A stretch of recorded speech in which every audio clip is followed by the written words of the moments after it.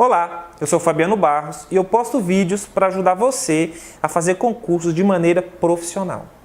Uma preocupação comum e até natural de quem já se prepara para concursos é o tempo.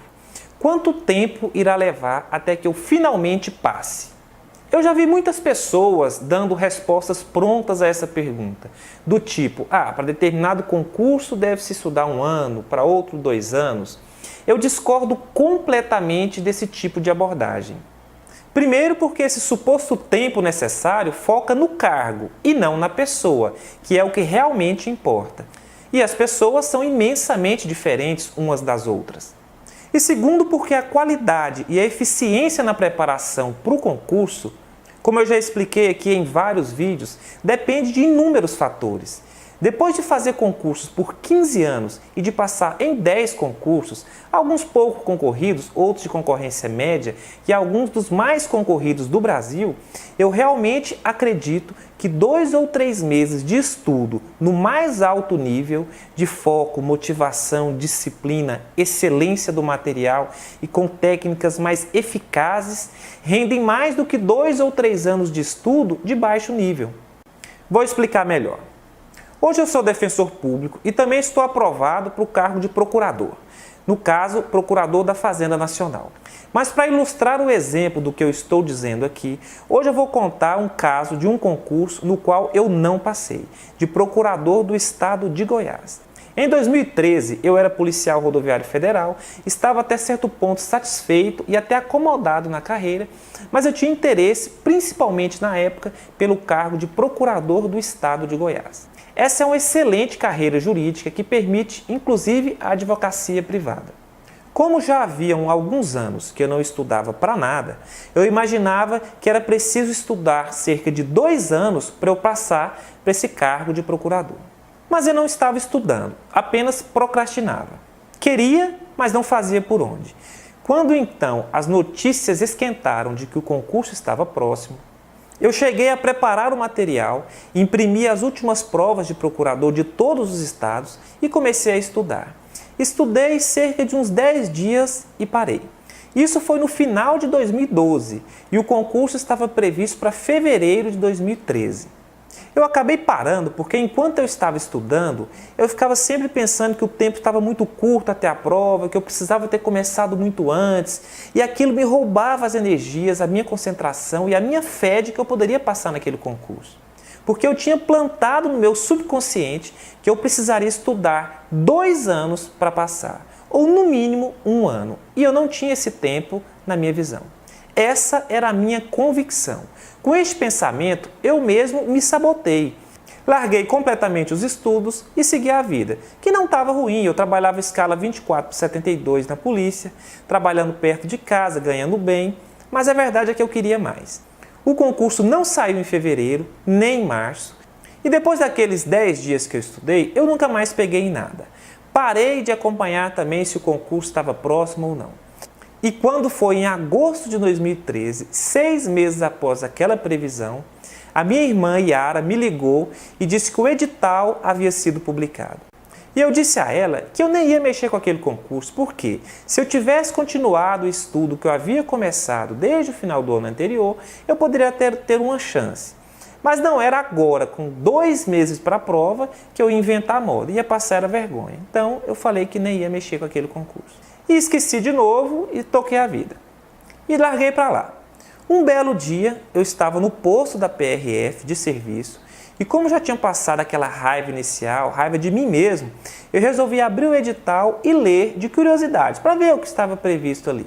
Mas ao ter contato com o edital, de ler ali as regras, o salário, os benefícios, aquilo mexeu comigo e eu tomei uma decisão. Eu fiz minha inscrição, imprimi e paguei o boleto ali mesmo pela internet. Lá mesmo, no serviço, comecei a pensar qual seria a minha estratégia para fazer o melhor possível nos cerca de 50 dias que faltavam até a prova. A minha decisão foi a seguinte: eu vou estudar apenas o que for essencial, o que tiver mais chance de cair, de forma resumida e direta, com foco em questões. Fazer o melhor estudo e a melhor prova possível, mas eu vou fazer pensando em passar, deixando todo o resto de lado. Os preconceitos, a necessidade de ter estudado 1 ano ou 2, Vou fazer para passar.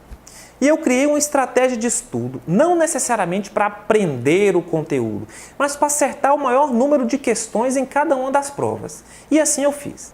Acabou que eu não apenas passei na primeira fase, como eu atingi uma nota bem acima do ponto de corte. E continuei então estudando para a segunda fase, com questões discursivas e peças que algumas eu nunca tinha feito.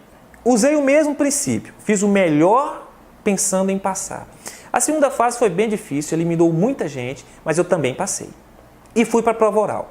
Eu quase não acreditava que já tinha chegado tão longe. Só faltava uma, parecia que ia dar. Eram 6 matérias e a nota mínima era 5 em cada uma delas. Eu passei em 5 matérias e reprovei em apenas uma, com a nota de 4,75 em Direito do Trabalho.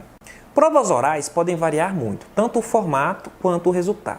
Existem provas orais que quase não reprovam e outras que reprovam muita gente. Nesse caso, quase a metade dos aprovados na discursiva ficaram na oral. Mas teve uma coisa que fez com que eu ficasse realmente chateado depois daquela prova oral. A questão que me reprovou de Direito do Trabalho era a que talvez eu soubesse mais do concurso todo, sobre a Emenda Constitucional 45, que alterou a competência da Justiça do Trabalho. Houve um problema de comunicação ali na sala de provas e a pergunta foi mal elaborada, quase que um enigma por parte do professor.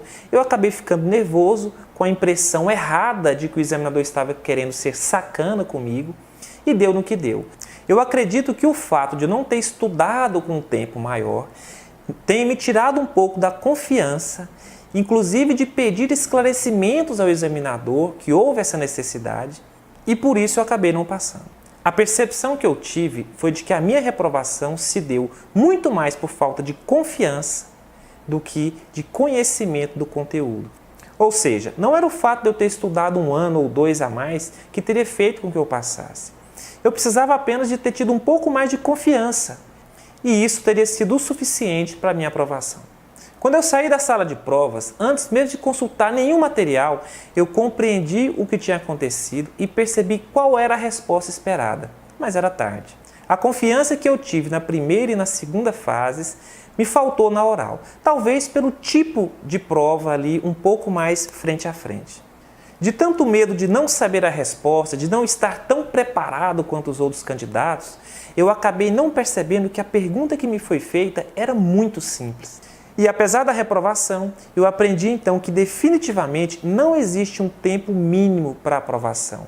Isso mudou a minha maneira de encarar os concursos.